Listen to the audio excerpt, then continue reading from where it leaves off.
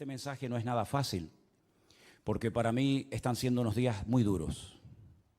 Me costó muchísimo hasta cantar esta tarde, porque la Biblia dice que para cantar hay que estar alegre, y el que está triste tiene que ponerse a orar. Así que a mí me hubiera gustado más estar orando que cantando, por lo menos en el día de hoy. Porque como bien saben ustedes, y como me han dicho muchos amigos míos en Israel, vives en España, pero tu corazón está aquí. Yo sé positivamente que nunca más volveré a encontrar al Israel que conocí durante más de 20 años. Las cosas van a cambiar completamente en Israel, en Oriente Medio y en el mundo entero. Porque esto no ha hecho más que empezar. Nunca más volveremos a sentir y a disfrutar como disfrutábamos caminando por las calles de Israel, aunque volveremos, si Dios, esa es su voluntad, volveremos y en cuanto se abra la frontera, el primero en coger un avión e ir para allá voy a ser yo. Pero sé positivamente que el mundo espiritual ha cambiado. ¿Saben que la palabra jamás, que tantas veces se ha oído en estos días, aparece 39 veces en la Biblia? 39 veces. La primera vez que aparece el término jamás, aparece en el libro del Génesis, cuando el Señor miró a la tierra y dijo que vio al jamás. ¿Sería aquello un acto profético? ¿Sería que el Señor miró a la tierra y dice que vio, en español dice violencia, pero dice que Él miró a la tierra y vio al jamás? Y lo va repitiendo 39 veces a lo largo de diferentes libros del Antiguo Testamento. Y dice que por ver el jamás en la tierra decidió destruirla y empezar de cero. ¿Será que tantas cosas que estamos viendo es el cumplimiento de profecías que se están cumpliendo delante de nuestros ojos y algunos cristianos no se han dado cuenta? Yo no suelo perder el tiempo escuchando lo que otros dicen en internet de mí o de nuestro ministerio. Sinceramente no tengo tiempo ni deseo perder mi tiempo en esas cosas cuando me dicen, ay, por ahí hay uno que está diciendo esto, por ahí hay otro. Pero en esta semana he recibido algunos mensajes, ¿no? Y concretamente hay un muchacho porque se ha puesto muy de moda utilizar la predicación de un pastor y ponerte al lado, ¿no? ¿Habéis visto esto? Se ha puesto de moda, ¿no? Fíjense, miren lo que dice, ahí viene la palabra, escuchen, atentos hermanos, se ha puesto muy de moda eso, ¿no? Y este muchacho pues cogió una predicación mía, muy honesto el hombre, ¿no? Pidiendo permiso previamente, ¿verdad? Y dice, yo no estoy de acuerdo con lo que este pastor de España dice. Como si a mí me preocuparas cuál es su opinión. Sinceramente no me interesa lo más mínimo cuál es su opinión. Y una de las cosas que dice, a mí me gustaría hacerle muchas preguntas a ese pastor español. Querido, si me estás viendo en esta tarde, cuando quieras, hazme todas las preguntas que quieras. Creo que soy una de las personas más fáciles de localizar del planeta Tierra. Vivo en la isla de Tenerife, concretamente en Santa Cruz de Tenerife. Nuestra iglesia está en la calle Garcilaso de la Vega, número 13. Cuando quieras puedes venir y te respondo a todas las preguntas que quieras, no hay ningún problema. Pero no mientas cuando dices que quieres hacerme muchas preguntas y no las haces. La palabra de Dios nos enseña que los últimos tiempos van a ser tiempos muy difíciles, muy complicados. Y el mensaje de hoy me va a costar un poco compartirlo porque hay tanto material sobre lo que quiero decir. Y yo me he dado cuenta que en los últimos años ha habido como una especialidad que se ha puesto de moda y son los predicadores que predican sin espada. Es decir, los predicadores que motivan a sus audiencias, a sus congregaciones. Y claro, cuando oyes a esos hombres con ese léxico, con esas palabras, con ese carisma que tienen, la gente sale allí inflada, ¿no? Porque, claro, son mensajes que no te comprometen, son mensajes donde todo es serás y tendrás y serás. Dios está contigo, te va a bendecir, te va a abrir puertas, etcétera, etcétera, ¿no? Pero ¿cuántos mensajes han oído usted a lo largo de su vida sobre un tema que ahora les voy a preguntar si ustedes creen en eso o no? La ira de Dios. Yo solamente escuché un mensaje en toda mi vida y acabo de cumplir 62 años, desde los 16, 17 años estoy sirviendo al Señor de una manera u otra. En toda mi vida escuché a una persona que predicó un día sobre este tema tan controversial de la ira de Dios y casualmente fue en esta iglesia, en este mismo púlpito. ¿Se acuerdan ustedes aquel muchacho peladito cubano? ¿Se acuerdan? Él predicó un día sobre la ira de Dios y fue un mensaje excelente. Y después cuando terminó le dije, no es fácil predicar de esto. No es fácil porque nadie está orando para tener a Dios de espalda a nosotros. A nadie le agrada ver tragedias y muertes y guerra. A nadie le agrada. No estamos orando para que esas cosas sucedan. Generalmente nuestras oraciones son, Señor, cuídanos, protégenos, bendícenos, ayúdanos. Pero sabemos que nuestro Dios es un Dios de amor, un Dios de misericordia, pero también se enfada. Y yo veo a Dios cuando su Hijo unigénito, el Señor Jesucristo, cargó el pecado de todos y cada uno de nosotros. El Señor Jesucristo dijo, ¿por qué me has desamparado? Dios dejando a su Hijo solo en la cruz. Porque en ese momento su Hijo era el pecado personificado de toda la humanidad. Si abandonó a su Hijo temporalmente por la situación del momento, ¿cómo no habrá momentos puntuales en la vida de las naciones y de los seres humanos en los que Dios dice, basta, estoy harto, estoy cansado? La pregunta que les quiero hacer es, ¿ustedes creen que este tema de la ira de Dios es un mito, es una fábula, es una metáfora, es algo de lo cual se habla, pero que en el fondo no es realmente así? Dios no se enfada, Dios no se enoja. Hay momentos en los que es verdad, Dios bendice, hace milagros, saca a su pueblo de la esclavitud, les da el maná, los protege de los enemigos, pero también hay un montón de versículos, cientos, miles de textos, donde Dios dijo, cuando claméis no os voy a oír, porque cuando yo llamé no me respondisteis, y estoy harto de vuestros holocaustos y de vuestras ofrendas y de vuestras fiestas solemnes. Y por cuanto llamé y no quisisteis, vuestra casa quedará desierta. Y si te parece poco, hay un libro que contiene unas palabras que son impresionantes, son tremendamente impactantes y durísimas. Permítame que se las lea. Ahora les digo dónde voy a estar leyendo. Acuérdate, oh Señor, de lo que nos ha sucedido. Mira y mira nuestro oprobio. Y mira nuestra herencia, cómo ha sido traspasada a extraños. Nuestra piel se ha ennegrecido como un horno a causa del hambre. Han violado a nuestras mujeres, a nuestras vírgenes las han violado y han colgado a nuestros príncipes y no respetaron a los ancianos. Se han llevado a los jóvenes y los muchachos han desfallecido. Los jóvenes dejaron de cantar. Cesó el gozo en nuestro corazón. Nuestra danza se ha convertido en luto. Cayó la corona de nuestras cabezas. Ay de nosotros, Señor, porque pecamos. Por esto se entenebrecieron nuestros ojos. Mas tú, Señor, permaneces para siempre y tu trono de generación en generación. No estoy leyendo un poema, estoy leyendo la Biblia en el capítulo 5 del libro de Lamentaciones. Es tremendo, ¿verdad? Es tremendo cuando Dios dice, basta, hasta aquí hemos llegado, se acabó. Es tremendo cuando Dios le dice a su pueblo, no voy a oír vuestras oraciones, no voy a estar presente en vuestras fiestas solemnes, no voy a oír. El cielo lo haré de bronce y vuestras oraciones no pasarán del techo.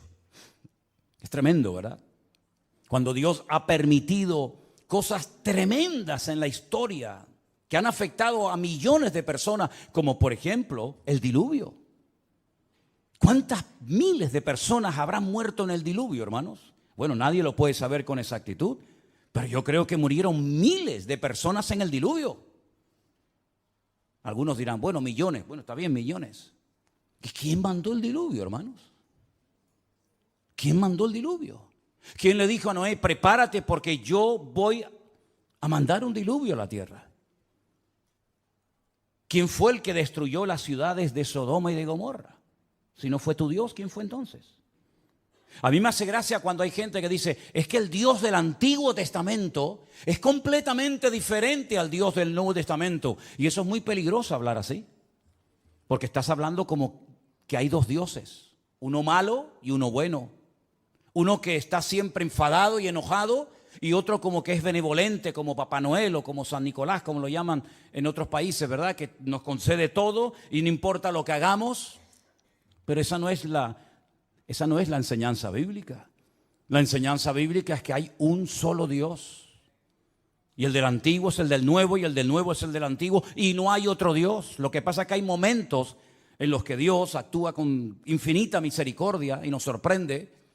Y a pesar de nuestras rebeliones y desobediencias nos cuida y nos bendice, pero dice, y lo he leído varias veces en esta semana, no lo hago por ustedes, que os quede claro, no lo hago por vosotros, sino para que mi nombre no siga siendo pisoteado y blasfemado entre vosotros. ¿Me da cuenta?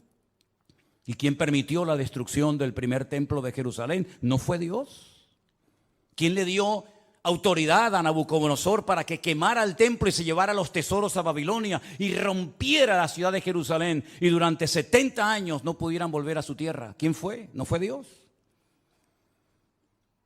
¿Y quién fue el que permitió la destrucción del segundo templo de Jerusalén, donde se cree que murieron 1 millón de judíos en la destrucción de la ciudad de Jerusalén? Y todas las matanzas y todas las guerras y todos los ríos y ríos de sangre que se podía haber evitado a lo largo de la historia. ¿Y quién fue el que permitió la Shoah? La Segunda Guerra Mundial. ¿Quién permitió todo aquello? Claro, hay predicadores que se han especializado en mensajes que motivan a la gente, ¿no? En mensajes de aliento, de ánimo. Hay tantos profetas y tantos pseudoapóstoles que cuando uno habla de la ira de Dios, del enojo, del enfado de Dios, como que se les mueve el piso porque dicen, no, yo no estoy de acuerdo con eso. Vuelvo a repetirles, yo no estoy en este lugar para que ustedes me aplaudan o me sigan o me admiren. Yo no estoy en este lugar para tener cada vez más audiencia y que la gente diga en los comentarios, estoy de acuerdo con usted, pastor, estoy de acuerdo. Y aunque estuvierais en contra, me da exactamente igual porque voy a seguir predicando lo que Dios dice en su palabra, independientemente de la reacción de la gente. En esta semana me han llamado miembro de Hamas, me han llamado nazi.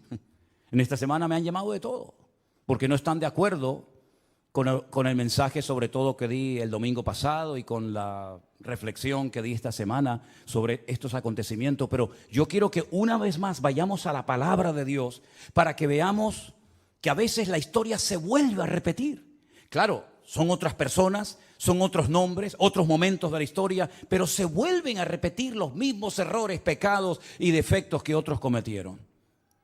Vamos a comenzar a leer en Segunda de Crónicas, el capítulo 14. Y vamos a ver cómo Dios aguanta y soporta y tiene infinita misericordia, pero hay momentos en los que Dios tiene que hablar y actuar e intervenir en la historia. En el capítulo 14 de Segunda de Crónicas se relata la historia de un rey del sur de Judá llamado Asa. Era el hijo de un rey llamado Abías. Este rey, dice en Segunda de Crónicas capítulo 14, versículo 1, después Abías durmió con sus padres y fue sepultado en la ciudad de David. Y reinó en su lugar su hijo Asa, en cuyos días tuvo sosiego el país por 10 años. Así parece ser que durante 10 años estuvieron tranquilos, no pasó nada. Hizo Asa lo bueno y lo recto ante los ojos del Señor su Dios, porque quitó los altares de culto extraño y los lugares altos, quebró las imágenes y destruyó los símbolos de Acera. Y mandó a Judá que buscase al Señor, el Dios de sus padres, y pusiese por obra la ley y sus mandamientos. Quitó asimismo de todas las ciudades de Judá los lugares altos y las imágenes, y estuvo el reino en paz bajo su reinado. Edificó ciudades fortificadas en Judá, por cuanto había paz en la tierra y no había guerra contra él en aquellos tiempos, porque el Señor le había dado paz. Dijo por tanto a Judá, edifiquemos estas ciudades y cerquémoslas de muros con torres, puertas y barras, ya que la tierra es nuestra, porque hemos buscado al Señor nuestro Dios, le hemos buscado y Él nos ha dado paz por todas partes. Edificaron pues y fueron prosperados. Si se terminara la historia de Asa con este versículo, podríamos decir que Asa fue un buen rey. Porque dice la Biblia que hizo lo bueno ante los ojos de Dios. Pero ¿dónde se prueba la fe verdadera de un creyente? ¿En la paz, en la calma, en la quietud, en la prosperidad? No. Ahí todo, mientras todo va bien, todo el mundo funciona y todo el mundo está contento. Dice que él era bueno delante de Dios y comenzó a hacer una serie de reformas y comenzó a fortificar ciudades y comenzó a hacer obras muy interesantes, muy buenas, necesarias también. Pero porque había paz, no había guerra en el país. Pero llegó el momento que las cosas cambiaron. Y tuvo también Asa ejército con escudos y lanzas. Tuvo de Judá 300,000. Es curioso, ¿no? El mismo número de reservistas que Israel ha movilizado en estos días, 300,000. Y de Benjamín 280,000, es decir, tenía 580,000 soldados entre su tribu y la tribu de Benjamín, que traían escudo y entensaban arcos, todos hombres diestros. Versículo 9. Salió contra ellos Zera, etíope, con un ejército de 1,000,000 de hombres. 1,000,000 de hombres. Y además tenían 300 carros y vino hasta Maresa. Entonces salió Asa contra él, ordenaron la batalla en el valle de Cefata junto a Maresa, y clamó Asa al Señor su Dios y dijo, escuchen la oración: oh Señor, para ti no hay diferencia alguna en dar ayuda al poderoso o al que no tiene fuerzas. Ayúdanos, Señor Dios nuestro, porque en ti, ¿qué dice?, nos apoyamos, y en tu nombre venimos contra este ejército. Casi igual que las palabras que David pronunció cuando fue a pelear contra el gigante Goliat. Tú vienes contra mí con espada y jabalina, mas yo voy contra ti en el nombre de mi Dios. Ahora Asa casi dice lo mismo. Ayúdanos, porque en tu nombre venimos contra este ejército. Oh Dios, tú eres nuestro Dios. Que no prevalezca el hombre contra nosotros. ¿Qué pasó? Que el Señor, Jehová, deshizo a los etíopes delante de Asa y delante de Judá, y huyeron los etíopes, que eran 1,000,000 de hombres armados hasta los dientes, y además 300 carros de combate. Era humanamente imposible hacer frente y vencer a este poderosísimo enemigo, porque la desproporción era enorme. Tenían 580,000 hombres, pero el enemigo viene contra ti con 1,000,000 de soldados y no vas a poder hacer frente a esta guerra. ¿Qué fue lo que hizo Asa? Orar. Señor, ayúdanos. Nos apoyamos solamente en ti. Dios le respondió sí o no. ¿Vio una contundente victoria? Sí o no. ¿Fue el enemigo derrotado? Sí o no. Bueno, con esta victoria ya Asa tenía que tener más que interiorizada y aprendida la lección de que si oramos y nos apoyamos solamente en Dios, Dios siempre nos va a ayudar. No importa el momento, no importa la dificultad, no importan nuestras limitaciones. Nosotros nos apoyamos en nuestro Dios, que no conoce ningún tipo de limitación, y siempre el Señor saldrá victorioso. ¿Cuántos dicen amén? Perfecto. Al poco tiempo, capítulo 15, vino un tal Azarías, hijo de Obed, un profeta digamos ambulante, no muy conocido, pero dijo cosas muy interesantes.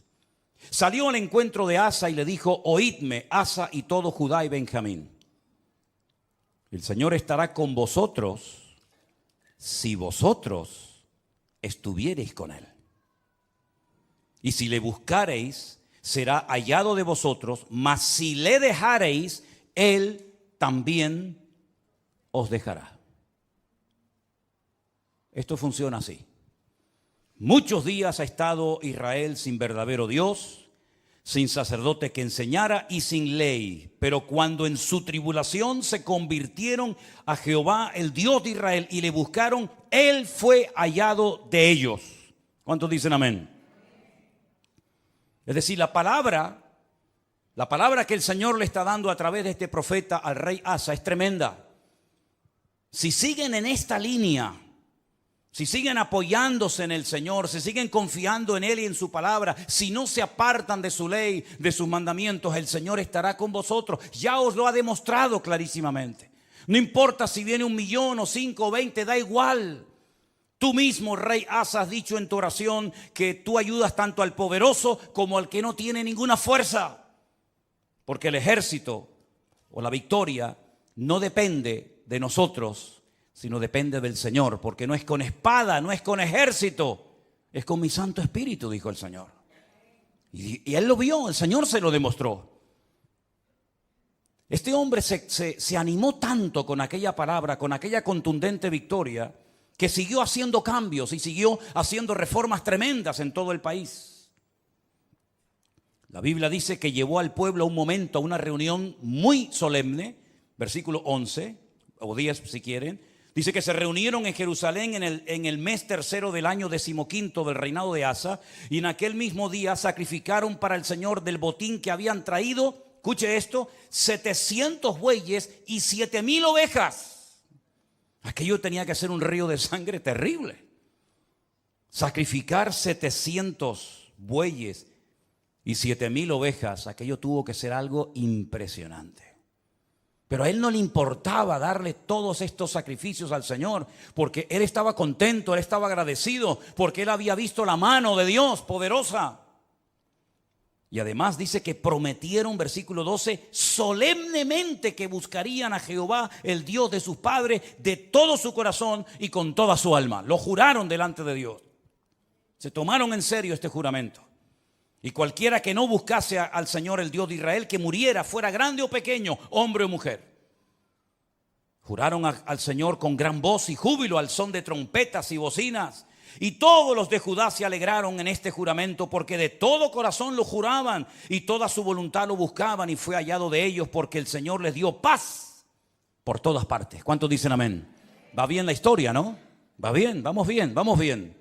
El hombre está siendo bendecido, el hombre está siendo usado, Dios está dando paz, Dios está respondiendo a su oración, el enemigo está siendo derrotado y humillado. Vamos bien, gloria a Dios, gloria a Dios.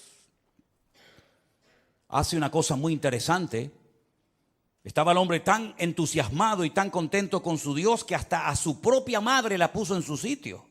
Miren lo que le dice a su madre, o lo que hace con su madre en el verso 16. Aún a Maaca, la madre del rey Asa, cuidado, no era una cualquiera, era su propia madre, la depuso de su dignidad, porque había hecho una imagen de acera, y Asa destruyó la imagen y la desmenuzó y la quemó junto al torrente del Cedrón.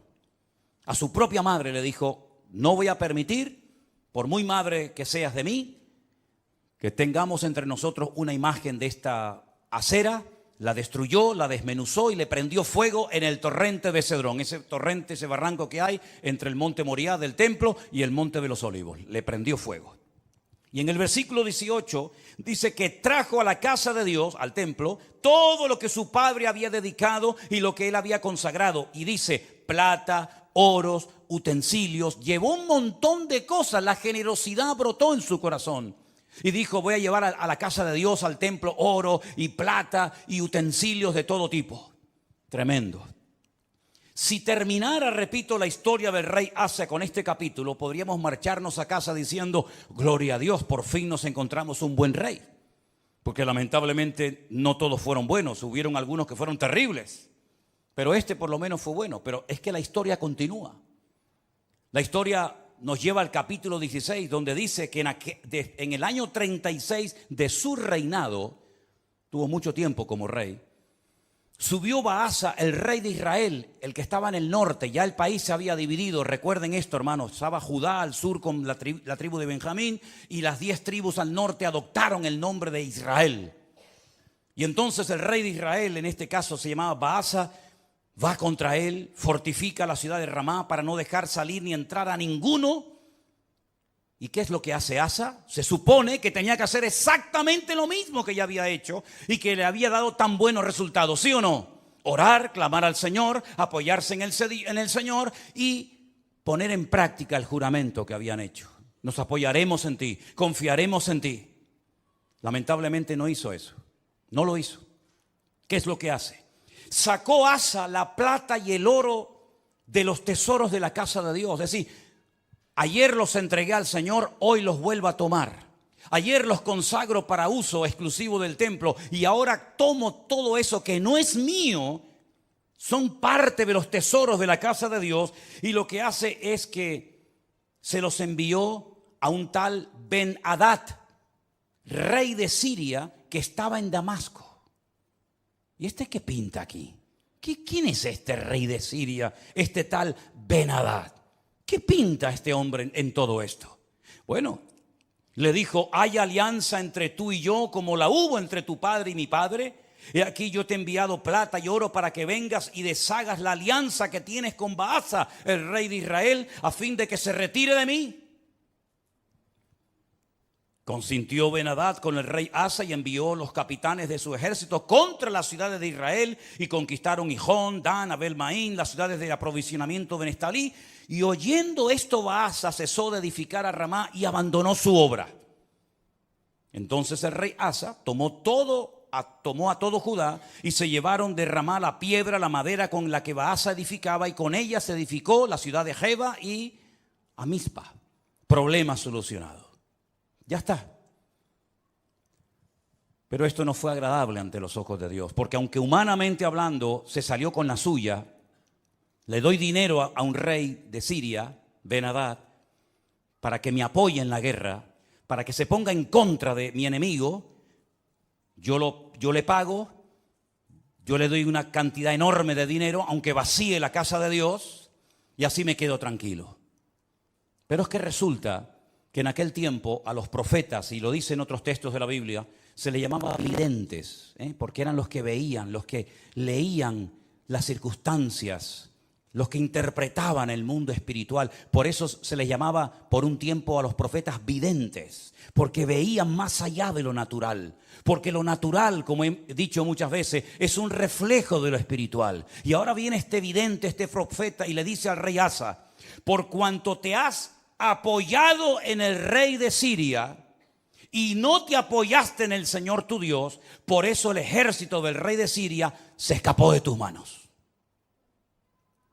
Los etíopes y los libios no eran un ejército numerosísimo con carros y mucha gente de a caballo. Le recuerda el pasado, le recuerda la historia, lo que Dios hizo por él. Con todo, porque te apoyaste en Jehová, Él los entregó en tus manos. Porque los ojos del Señor contemplan toda la tierra para mostrar su poder a favor de los que tienen corazón perfecto para con Él. Y ahora le dice: locamente has hecho esto. Locamente has hecho esto. Porque de aquí en adelante habrá guerra contra ti. Has abierto una brecha, has abierto una puerta en el mundo espiritual, y a partir de hoy tu vida va a cambiar radicalmente, pero para mal, no para mejor. ¿Qué hubiera hecho usted, hermano y hermana, o yo, si nos viene un profeta como este Hanani y nos amonesta y nos dice esta palabra? ¿Qué hubiéramos hecho? Señor, perdóname, lo siento. Así como el profeta Natán, ¿se acuerdan cuando fue a la casa del rey David y le dijo: tú eres ese hombre, tú has pecado, por culpa tuya el nombre de Dios ha sido blasfemado y pisoteado en el mundo de los gentiles? Y David dijo: Señor, perdóname, no quites de mí tu Santo Espíritu, ¿verdad? Y ten piedad de mí, etcétera, etcétera. Lo mismo tendría que haber hecho Asa, ¿sí o no? Era un hombre de Dios, conocía la palabra, había visto el poder de Dios en su vida, en su reinado. Lo lógico hubiera sido decir: perdóname, Señor, lo siento mucho, he dado un mal ejemplo al país, sacando los tesoros de la casa de Dios y dándoselos a un pagano para que me ayude, como si no tuviéramos un Dios más poderoso que el rey de Siria, Ben-Hadad.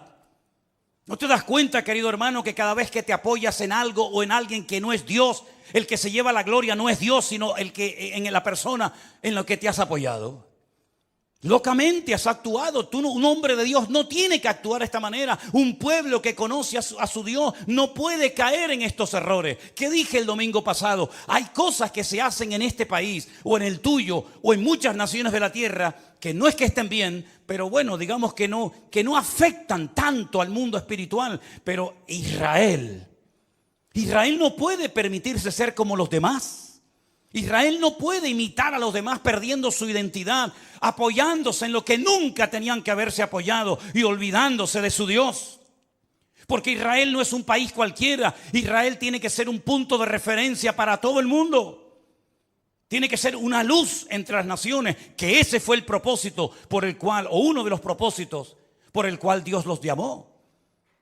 Así que has actuado locamente porque tú tenías que haberte apoyado en el Dios Todopoderoso, que te ha demostrado que es un Dios poderoso y que no importa si vienen 1 millón o 20 contra ti, el Señor te va a librar. Y como hemos cantado esta tarde, y espero que no solamente haya sido una canción, sino algo que tenemos claro en nuestra vida: por un camino vendrán y por 7 huirán.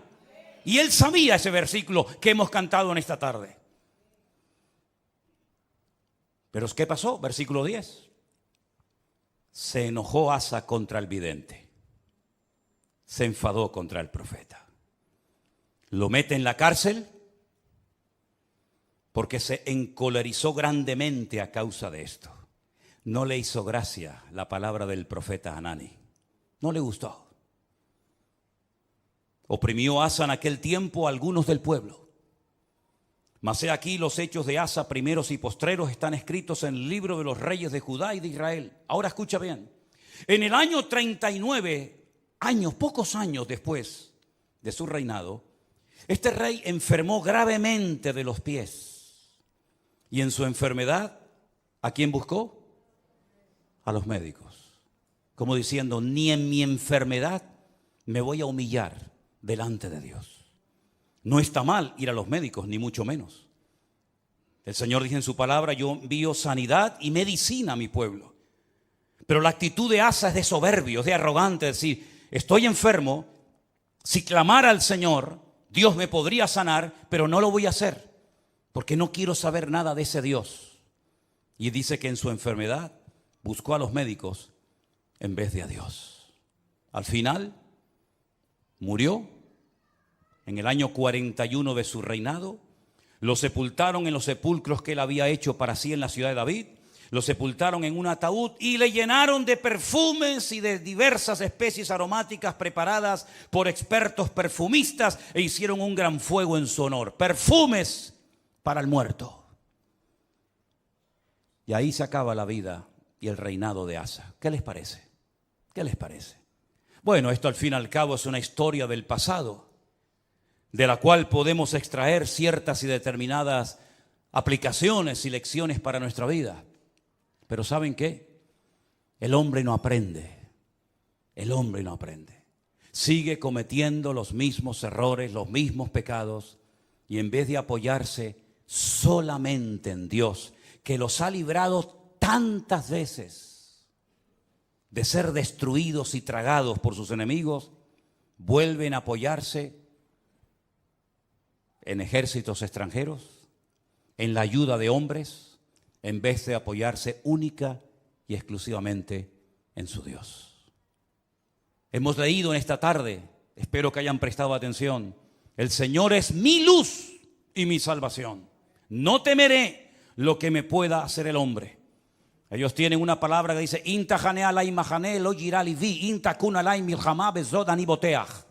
aunque un ejército acampe contra mí, no temerá mi corazón. Aunque contra mí se levante en guerra, yo viviré confiado. Eso es lo que dice la palabra. Pero eso no puede ser solamente un texto bíblico. Eso tiene que ser una realidad cada día de nuestra vida. Dejemos por un momento a Israel a un lado. Tú, cuando tienes problemas económicos, y cuando tienes problemas matrimoniales, o cuando tienes problemas de cualquier otra índole, ¿en quién te apoyas? ¿En quién pones tu confianza? A ver si nos va a pasar lo mismo que a Asa. El Señor libró a su pueblo de la esclavitud. Podían haber muerto todos en Egipto. De hecho, estaban lanzando a los niños al río Nilo para que murieran. Podían haber muerto en el cautiverio en Babilonia. De hecho, dice que algunos de ellos los lanzaban a hornos de fuego y a otros los lanzaban a fosos llenos de leones. Podían haber muerto en la Edad Media, cuando la corona española junto con la Inquisición comenzó a matar gente por todas partes de España, incluido también a ellos. Podían haber desaparecido en la Segunda Guerra Mundial. Podían haber perecido en cualquier otro momento de la historia, pero Dios siempre, siempre ha tenido misericordia de ese pueblo. Cuando estaban con la soga hasta el cuello, en su angustia invocaban a Dios y Dios les respondía. Y han demostrado a lo largo de la historia que no importa si son poquitos o muchos, la mano del Señor siempre ha estado con ellos. En 1967, 5 naciones tremendamente poderosas con un odio tremendo contra ellos. Porque no solamente sus enemigos se conforman con echarlos al mar, como decían los jordanos en su momento, con echarlos al agua, sino con arrasarlos, que no haya ni un solo judío en toda la faz de la tierra, nunca más. Ya lo intentaron los griegos, lo intentaron los romanos, ya lo intentó mucha gente. Y en aquellos días, una semana de guerra para vencer a 5 naciones, a 5 potencias militares. En 7 días, y al 7º reposaron, fue más que suficiente para demostrarle al mundo que el Dios de Israel es el Dios todopoderoso. Porque ahora no hacen lo mismo. Porque no claman a Dios. Uno tiene que tener una lectura diferente a lo que dicen los medios de comunicación, la prensa, la radio, la televisión, porque si no caemos en el mismo error de los demás. Hablamos como los demás, opinamos como los demás. ¿Qué es lo que está pasando allí ahora mismo? ¿Qué es lo que está sucediendo espiritualmente hablando? Que de eso no te va a hablar nadie. Te va a decir que se quedaron dormidos, te va a decir que se despistaron, te va a decir que estaban de relajo, de fiesta, te van a decir 20.000 cosas, que falló el Moshá, que falló el Chimbet, que falló todo. Pero ¿quién va a dar una lectura espiritual de toda esta cuestión? Nuestra fuente de información no es Internet. Nuestra fuente de información no son los periodistas. Nuestra fuente de información es la Biblia, es la palabra de Dios. ¿Cuántos dicen amén? Vamos a ir a la Biblia a ver qué es lo que nos dice, porque hemos visto que cuando una persona se apoya en Dios, no importa si viene 1.000.000 de soldados contra ti, tú lo puedes vencer. No importa si es un gigante enorme, profesional de la guerra, se le puede vencer. No importa si la ciudad tiene doble muralla, se le puede derrotar. Pero también la palabra de Dios nos habla muy claramente que a veces hay ciertas y determinadas circunstancias que frenan la bendición de Dios. En Isaías, capítulo 24, miren qué texto tan impresionante. Isaías capítulo 24, verso del 1 en adelante. Si quieren, así lo leemos. He aquí que el Señor vacía la tierra y la desnuda, y trastorna su faz y hace esparcir a sus moradores. Sucederá así como al pueblo, también al sacerdote, como al siervo, así a su amo, como a la criada, a su ama, como al que compra, al que vende. Se está acoplando el monitor, hermano. Tienes que bajar el monitor. Hace rato se está acoplando. Al que presta, al que toma prestado, como al que da logro, así al que lo recibe. La tierra será enteramente vaciada y completamente saqueada, porque el Señor ha pronunciado esta palabra. Se destruyó, cayó la tierra, enfermó, cayó el mundo, enfermaron los altos pueblos de la tierra. Escucha bien el versículo 5. Ahí está la respuesta. Sube. La tierra se contaminó bajo sus moradores. No estamos hablando de Japón, no estamos hablando de Latinoamérica. Es el profeta Isaías hablándole al pueblo de Dios. Hablando de su pueblo, de su tierra, y les dice: la tierra se ha contaminado debajo de vuestros pies. ¿En qué se basa el profeta para hacer semejante declaración? Ustedes han traspasado las leyes. Número 2, han falseado el derecho y han quebrantado el pacto sempiterno. Quédense con esas 3 cosas. Falsearon el derecho, traspasaron las leyes y quebrantaron el pacto sempiterno. Aquí está la clave, mi hermano. Ahí está la respuesta que Dios da en su palabra. Por supuesto, estudié el texto en hebreo, y cuando dice leyes, dice Torot, porque está en plural. Si fuera la ley, diría Torah, pero como dice las leyes, dice Torot. las leyes de Dios las habéis traspasado, las habéis quebrantado. Falsearon el derecho, hoc. Hoc es otra palabra que significa obligaciones morales, normas de convivencia, las habéis quebrantado también. No solamente lo divino, lo religioso, la Torá, los Torot, los mandamientos inspirados por el Espíritu Santo, dados a través de Moisés en el monte Sinaí, los habéis quebrantado. No solamente eso, sino que también habéis modificado las normas, habéis manipulado vuestras obligaciones y habéis permitido ciertas y determinadas cosas que van en contra de la palabra que ustedes saben como pueblo de Dios que no se deben ni se pueden hacer. Y además de todo eso, lo que ha sucedido es que el pacto sempiterno, fíjate qué palabra tan interesante. Una cosa es eterno, otra cosa es sempiterno. Parece lo mismo, pero no es igual. Nuestro Dios no es sempiterno, nuestro Dios es eterno, porque no tiene principio ni tiene fin. Pero el pacto que Dios hizo con el pueblo de Israel tiene principio y no tiene fin. Por eso se llama un pacto sempieterno. No es un sinónimo, sino es una connotación diferente. Dice el Brit Olam. El Brit Olam en hebreo se ha traducido muy bien en esta ocasión por un pacto que tuvo un principio. ¿Dónde tuvo el pacto ese principio? Vamos a verlo ahora. Para posicionarnos y ver a qué se refiere la palabra de Dios cuando dice que llegaría un momento en la historia en el que el pueblo de Israel quebrantaría los Torot, la ley de Dios, los Hoc, las normas de convivencia, las obligaciones de un país y además el pacto sempiterno. Ese pacto del cual está haciendo referencia a Isaías se menciona en el primer libro de la Biblia, el libro del Génesis. Cuando el Señor le dice a Abraham, tenemos que remontarnos a los tiempos de Abraham, espero que no se estén perdiendo, porque para mí es tremendamente interesante que ustedes entiendan esta porción y este mensaje hoy.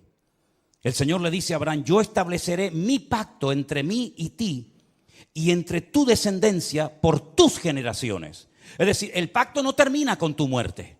El pacto no termina cuando tu hijo se muera, Isaac, o cuando tu nieto Jacob muera, sino que será un pacto con toda tu descendencia por todas las generaciones y yo seré tu Dios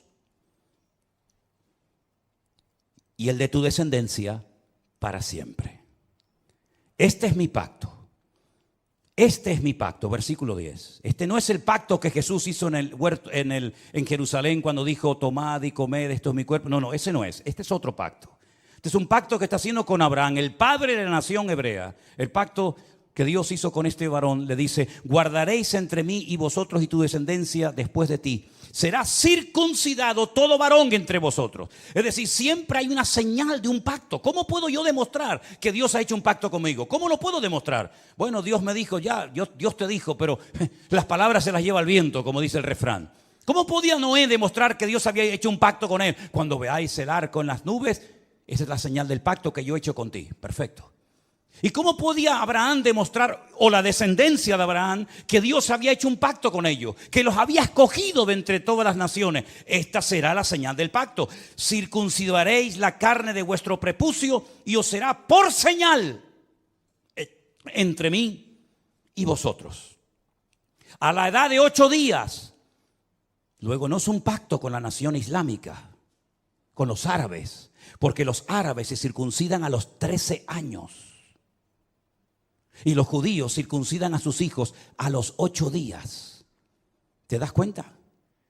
El pacto va a ser una señal que vas a llevar toda tu vida en tu carne, en tu cuerpo. Y se la tienes que hacer al bebé a los 8 días.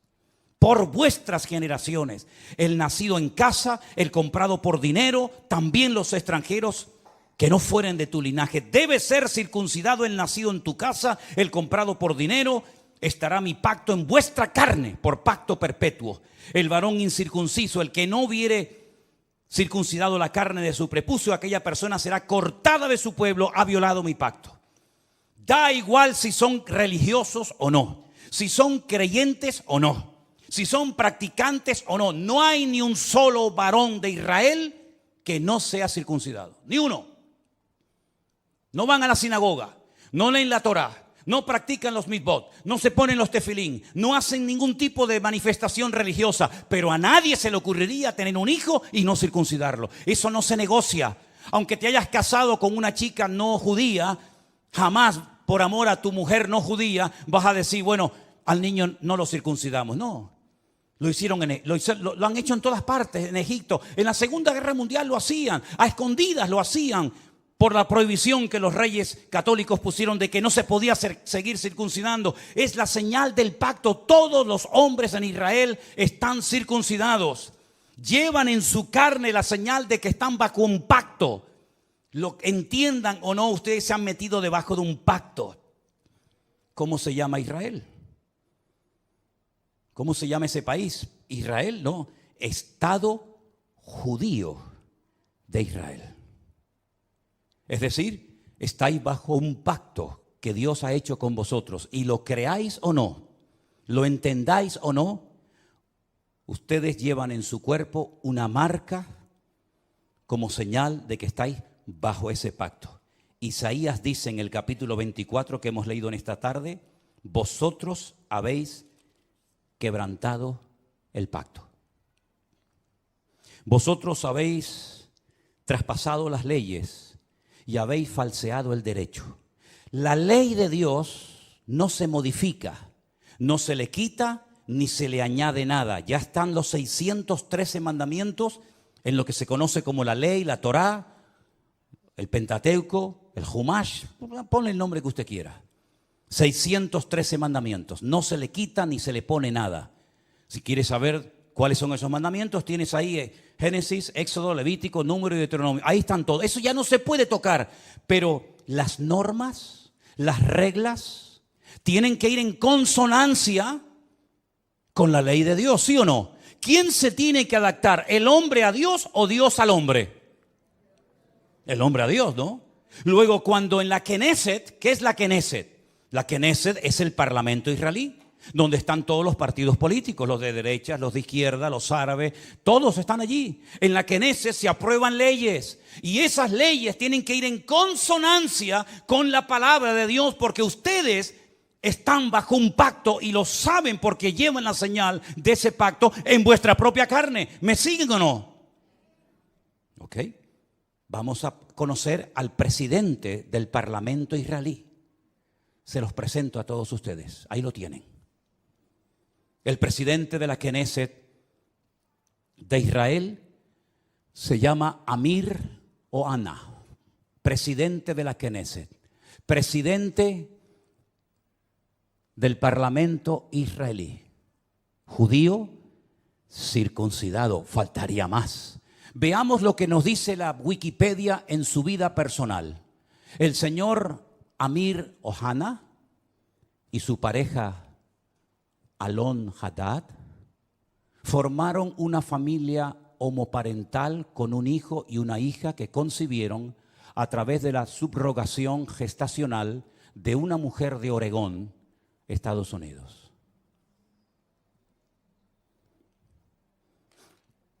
Sin comentarios. Gracias. Presidente del Parlamento israelí. Vosotros habéis traspasado mis leyes, habéis pervertido el derecho y habéis quebrantado mi pacto. Alguien dijo, no es una frase mía, cuando nos distanciamos de Dios y de su palabra, ponemos nuestra vida en peligro. ¿No les parece a ustedes? Pero la palabra de Dios dice, sin santidad nadie verá al Señor. Llámese Israel, llámese sudamericano, llámese latino, llámese como se llama. Sin santidad nadie verá al Señor. No es un título, una nacionalidad, un pasaporte lo que nos salva, sino el apoyarnos única y exclusivamente en Dios y en su palabra. Pero ahora resulta que ya están tranquilos porque el tío Sam les ha dicho, yo estoy con ustedes. Antes se llamaba Ben Haddad, ¿se acuerdan? Ben Haddad. Ahora se llama señor Biden. Pero qué lástima que no haya un Ananí en Israel hoy por hoy. Porque si Juan el Bautista levantara la cabeza y entrara al parlamento israelí, bueno, ya entró en su época, ¿no? Cuando aquel rey llamado Herodes, ¿se acuerdan?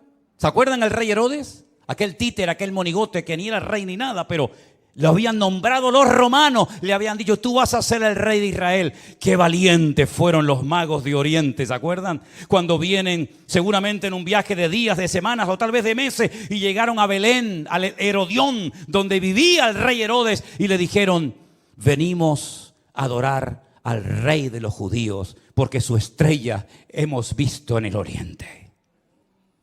Y Herodes habrá dicho, ¿el rey de los judíos soy yo? No. Tú eres un estrellado. Nosotros venimos a ver a aquel que es digno de recibir toda honra y toda gloria. Y dice que cuando llegaron, se postraron y lo adoraron, ofreciendo sus tesoros de oro, incienso y mirra. A ese rey perverso y terrible llamado Herodes, llegó un día Juan el Bautista, que algunos habrán dicho, cállate la boca, no digas nada. Te la está jugando, y le dijo, no te es lícito haberle robado la mujer a tu hermano y llevártela a tu cama y acostarte con ella. No te es lícito, adúltero. ¿Qué le costó a Juan el Bautista esa declaración? La cabeza. El rey Herodes quiere hablar contigo. Jesús dijo, decidle a esa zorra. Y me dicen a mí que yo soy duro hablando. Decidle a esa zorra. Y no fue a verlo. Y no fue a verlo.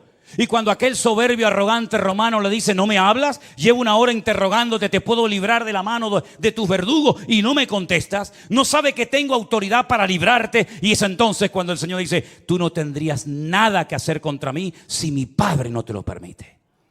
Aquí no se mueve ni una sola hoja de un árbol sin permiso de nuestro Dios.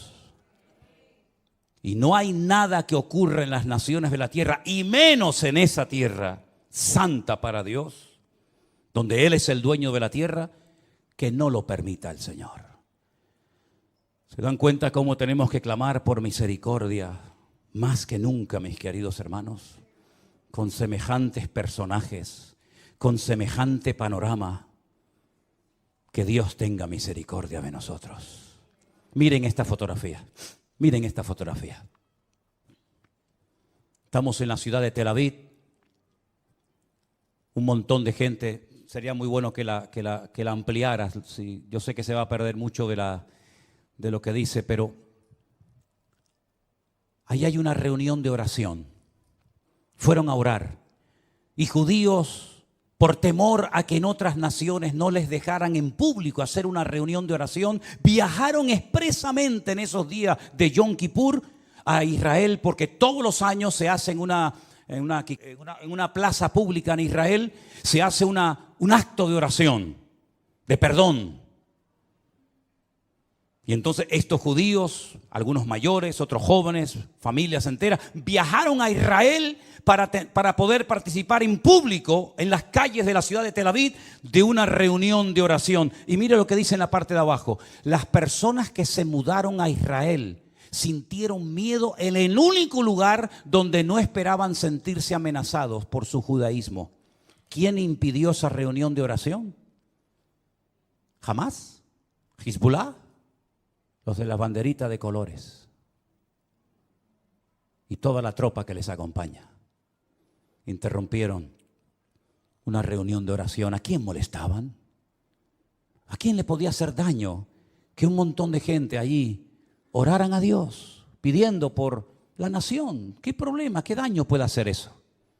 En esa plaza, unos días más tarde, en esa misma plaza, ponemos la siguiente fotografía, por favor. La gente se reúne y enciende velas para recordar a las víctimas de Israel. ¿Casualidad? Díganme lo que quieran. Díganme lo que quieran. Pero en esa plaza, una semana atrás, los echaron prácticamente a patadas para que no oraran por Israel. Y una semana más tarde, en esa misma plaza, tuvieron que ir a poner velas a recordar lamentablemente, en ese acto de salvajismo terrible que hemos visto, a las víctimas que murieron. ¿Qué les parece, hermanos? ¿Qué les parece? Empecé este mensaje haciéndoles una pregunta. ¿Ustedes creen en la ira de Dios? ¿Ustedes creen que Dios se enfada, que podemos hacer lo que nos da la gana y no pasa nada? Sigan jugando con Dios, sigan. Tarde o temprano te darás cuenta que con Dios no se puede jugar. Es mejor decir no soy nada a decir soy judío, soy cristiano, soy evangélico, soy creyente y vivir peor que la gente del mundo. Yo decía hasta hace unos días, ya no lo voy a volver a decir más porque sería un insulto, ¿no? Yo decía que esta gente que entró hizo esas cosas terribles que no tienen ni nombre, y lógicamente no vamos a poner ninguna escena de esas, se portaron como animales, y me equivoqué. Los animales no se comportan así. Alguien dijo recientemente, si los seres humanos todos tuviéramos corazón de perro, no habría guerras en el mundo. Porque dicho sea de paso, la palabra perro en hebreo es kolev. Kelev. Kol, lev.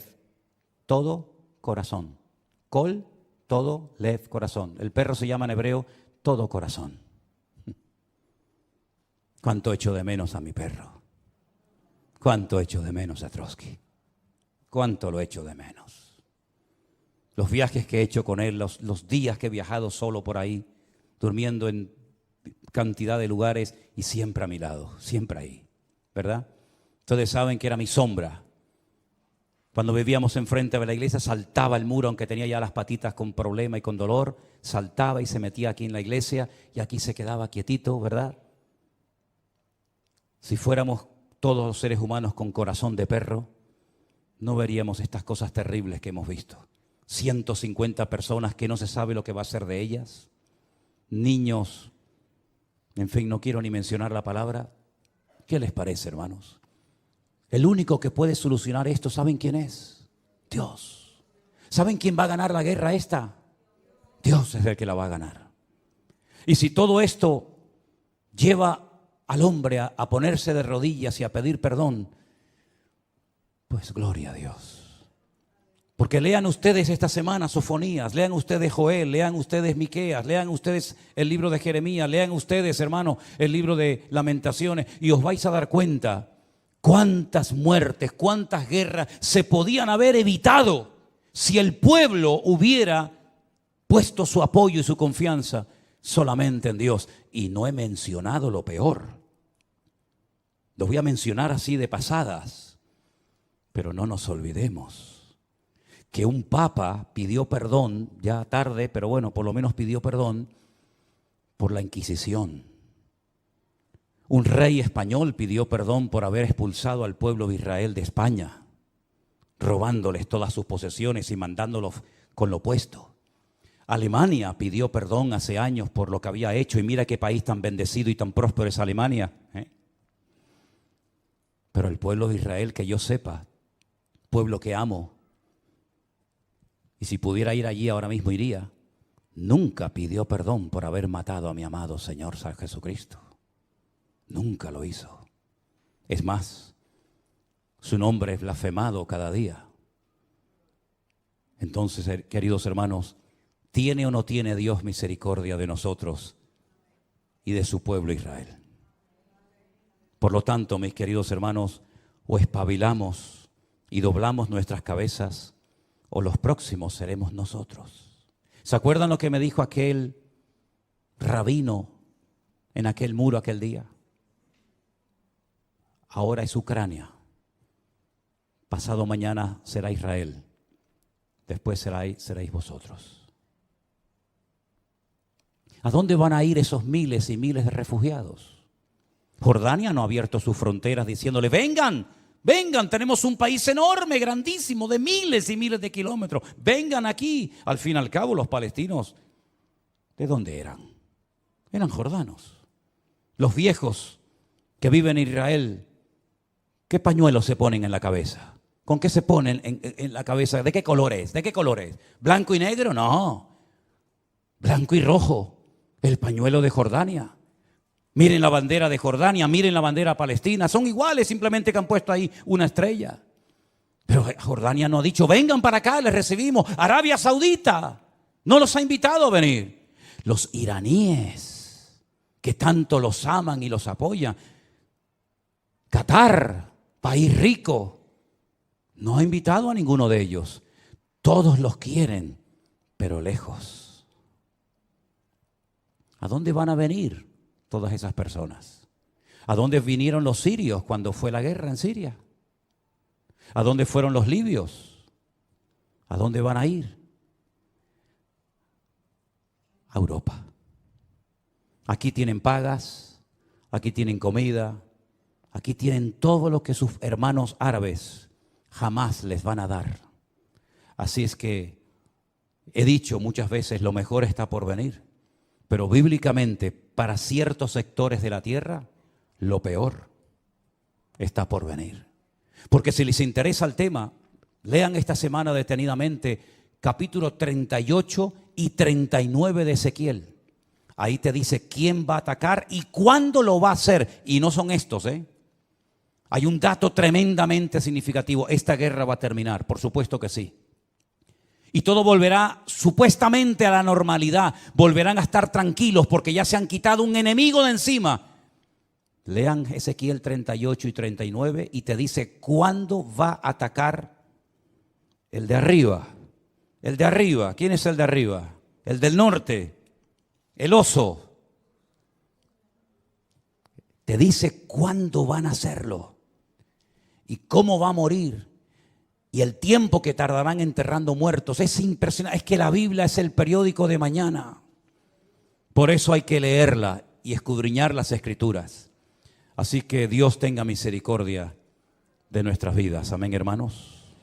La pregunta es, y termino, ¿cómo es posible que este pueblo tan inteligente, de tantos premios Nobeles, no se dé cuenta de todo lo que está sucediendo? Bueno, la palabra de Dios nos enseña que están ciegos. Están ciegos. Lamentablemente la ceguera de Israel es tan tremenda, que por inspiración del Espíritu Santo, un profeta dijo de ellos lo siguiente, y con esto termino. Isaías capítulo 29. Deténganse y queden maravillados. Cegaos, embriagaos, pero no de vino, y tambalead, pero no de sidra. Porque el Señor derramó sobre vosotros. ¿A quién le está hablando Isaías? A Israel, no a nosotros. En ese momento Isaías le estaba predicando al pueblo de Israel y le dice, el Señor derramó sobre vosotros espíritu de sueño. Cerró los ojos de vuestros profetas. No hay profetas en Israel. No hay profetas. Ellos dicen que los únicos que pueden tener Ruach HaKodesh, es decir, al Espíritu Santo, son los profetas. Y como no hay profetas, el Espíritu Santo no está en Israel. Lo dicen ellos. Dice, cerró los ojos de vuestros profetas y puso velos sobre las cabezas de vuestros videntes. No dice Pablo que tienen un velo, que cuando leen no entienden porque tienen un velo y hasta que no se conviertan a Cristo, el velo no les será quitado. ¿No dice eso la Biblia? Toda visión os será como palabra de libro sellado, el cual si dijeren al que sabe leer y le dijeren, lee ahora esto, él dirá, no puedo porque está sellado. Y si le dijere, si se le diere el libro al que no sabe leer, diciéndole, lee ahora esto, dice, no sé leer. Dice el Señor, escuchen bien esto. Esto es una sentencia tremenda. Este pueblo se acerca a mí con su boca y con sus labios me honra, pero su corazón está lejos de mí.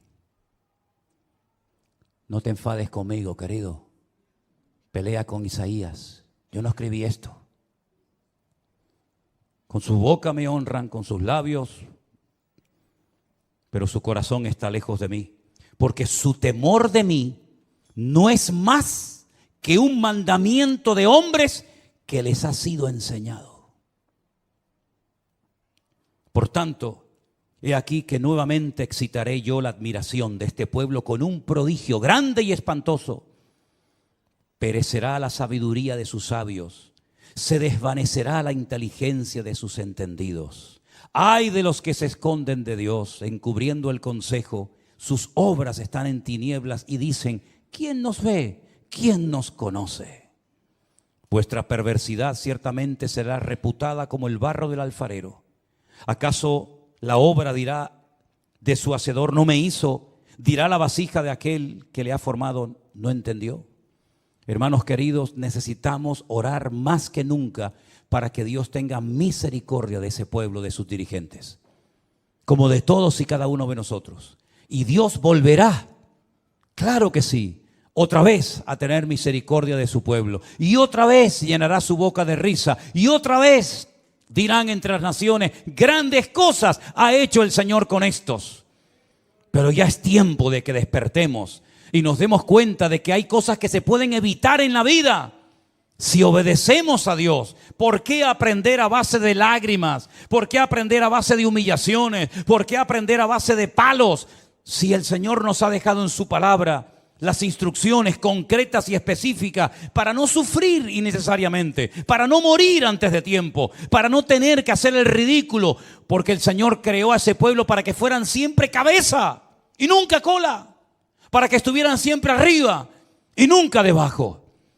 Eso fue lo primero una de las cosas que más me impactó cuando yo fui a Israel, sobre todo al Kotel HaMaraví, al Muro de los Lamentos. Yo llegué al Muro de los Lamentos, una plaza enorme, y hay una pared, como ustedes saben, grandísima.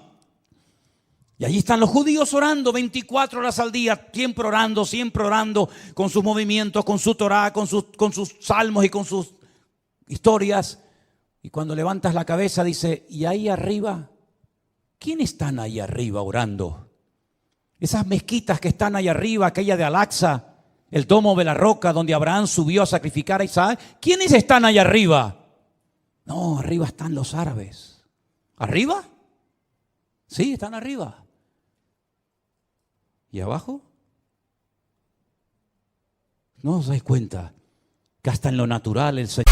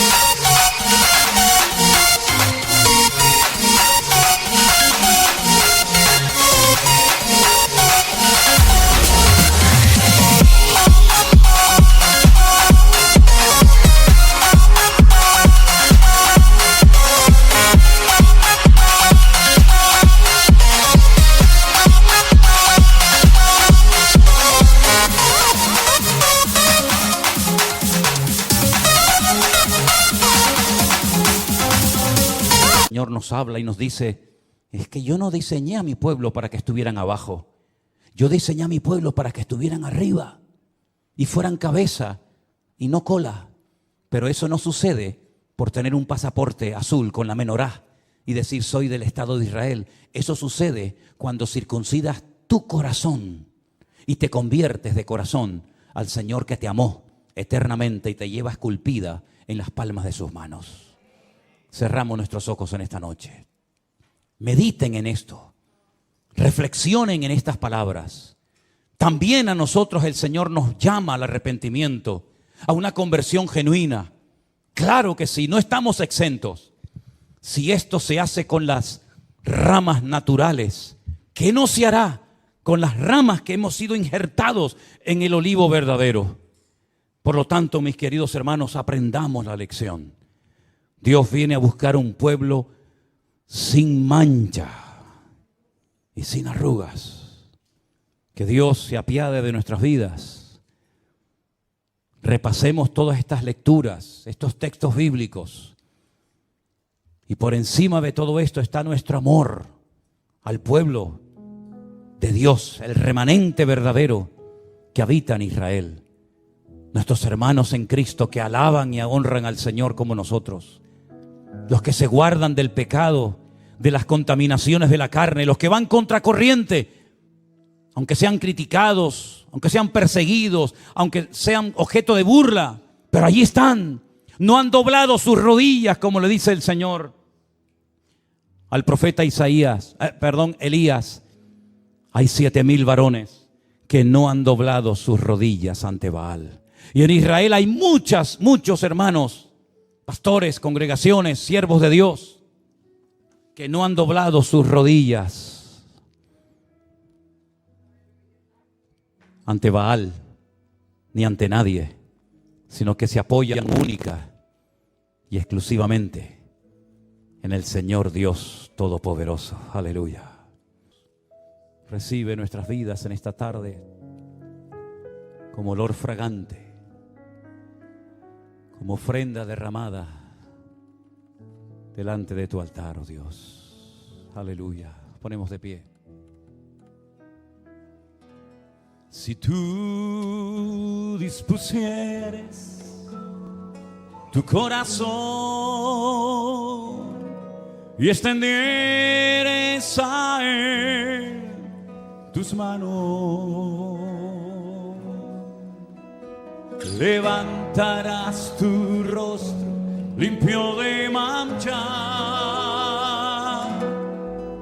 será fuerte y nada temerá.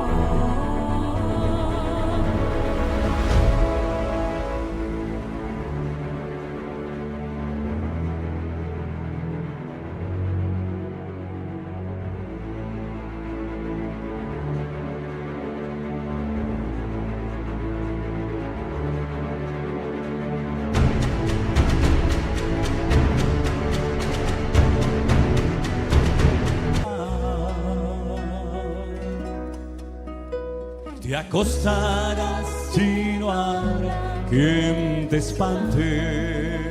Aleluya. Y muchos suplicarán tu favor.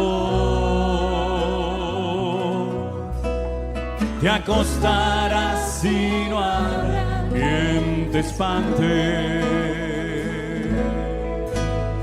Y muchos suplicarán tu favor. Conmigo. Si tú dispusieres tu corazón y extendieres a Él tus manos, levantarás tu rostro limpio de mancha.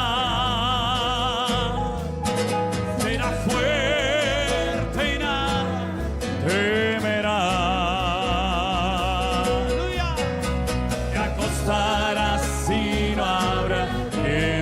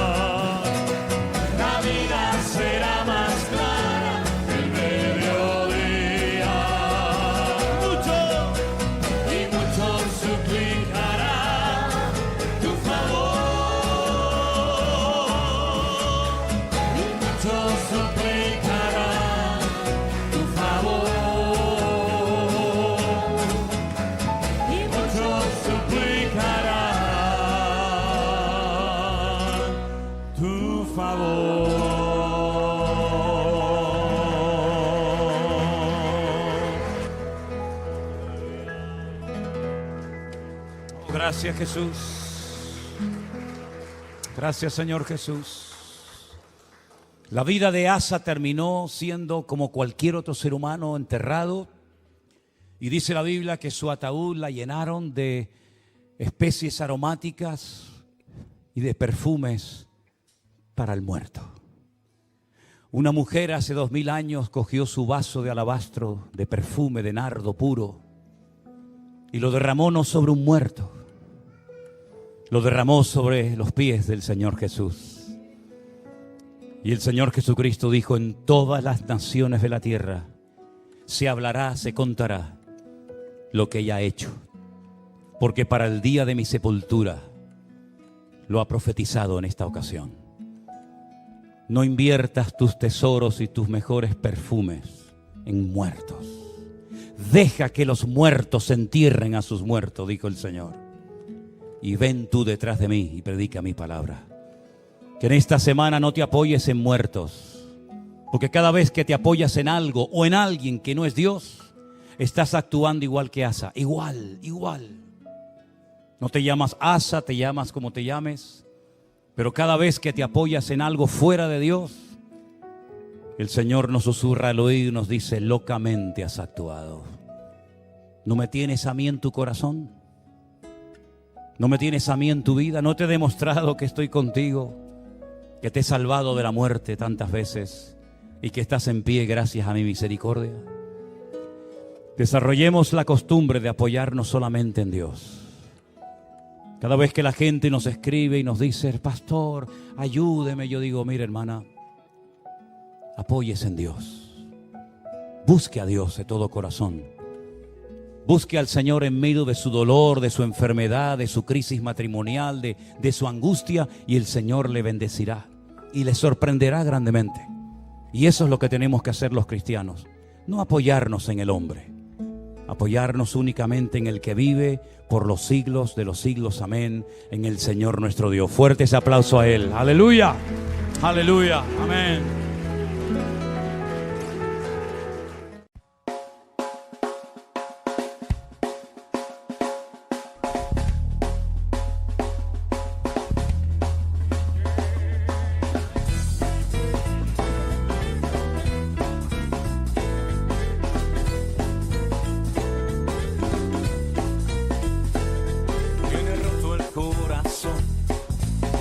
Sufrir y llorar, tienes que aprender a descansar en Dios. No importa lo que te dijeron, no importa lo que te hicieron, tienes que aprender a descansar en Dios.